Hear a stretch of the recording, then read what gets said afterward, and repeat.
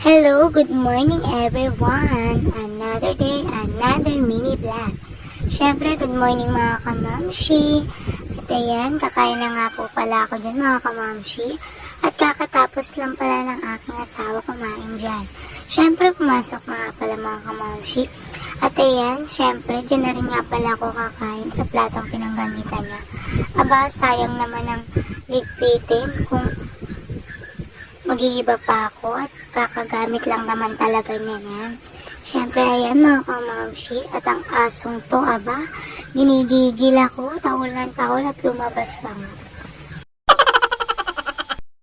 Ala, uy, wag ganon. Siyempre mga kamamshi, napakalikot nga pala ng aso na yan. Yan nga pala si Cooper mga kamamshi, ay bagong new pet namin. Pero yan, inayos ko muna ang pinto at inayos ko muna ang mga gamit yun na kinalat niya.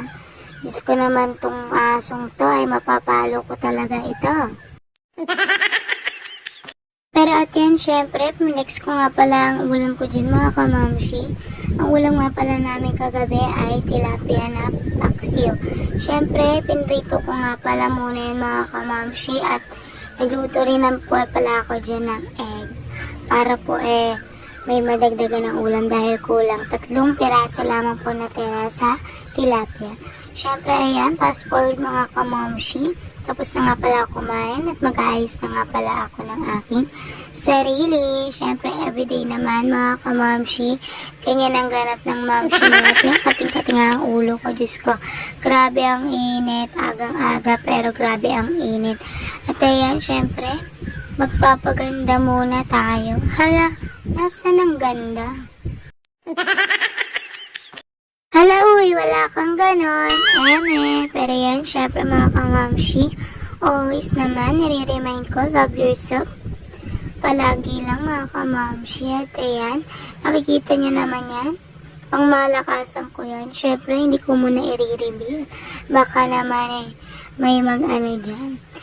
Sensya na kayo mga kamamshi, syempre secret-secret mo tayo ng ating pampaganda. Malalaman nyo rin soon pag maganda na ako. Haha. Hala, gaganda. Pero syempre matagal pa yun mga kamamshi. O, tigil-tigilan ng pag-iinis dyan sa akin ha. Hahaha, mag-inggit lang kayo. Charot. Babayan, ang dami ko sinasabi. Magpapaganda lang naman ako na sa akin sarili. Okay, mga guys, ayan. Diyos ko, talagang pudpud ang aking pagmumukha din ng pagpunas. Siyempre, ang dumi